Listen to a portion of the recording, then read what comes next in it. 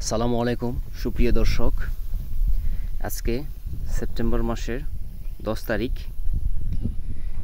আজকে আমরা শীতকালীন আগাম টমেটো চাষের জন্য বেড তৈরি করলাম। বেড আমরা 3 ফিটের করেছি আর ড্রেন রেখেছি 1.5 ফিট, আর বেডের উচ্চতা প্রায় 10 ইঞ্চির মতো। এখানে 4 ফিটের মালচিং পেপার ব্যবহার করা হয়েছে, আপনারা দেখতে পাচ্ছেন। আগামী 10 দিনের মধ্যেই ইনশাল্লাহ চারা রোপণ করতে পারবো। আমাদের চারা আজকে দিয়ে 10 দিন বয়স, আপনারা দেখতে পাচ্ছেন। আমরা সকল প্রকার সার দিয়ে বেড তৈরি করে ফেলেছি। সবার টমেটো লাগানো হবে কতদিন পর?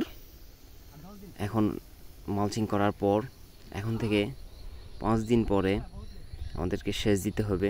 টমেটো দোআঁশ এবং এঁটেল দোআঁশ মাটিতে ভালো হয়, কিন্তু আমাদের এই মাটি নদী থেকে উত্তোলন করা হয়েছে। এখানে বেলে মাটি, দোআঁশ মাটি, এঁটেল মাটি সব কিছুর সংমিশ্রণে তৈরি। দেখা যাক আল্লাহর রহমতে কি হয়। আমরা এই মালচিং পেপার এগ্রোয়ান থেকে নিয়েছি 4 ফিট 250 মিটার। একটি রোল দিয়েই আমাদের 10% জায়গা কভার হয়েছে।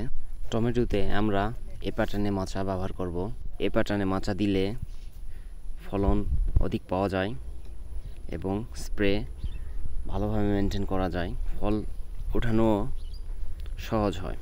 দর্শক, আজকে এই পর্যন্তই। আগামী আপডেট পর্যন্ত সাবস্ক্রাইব করে আমাদের সাথে থাকুন। আল্লাহ হাফেজ।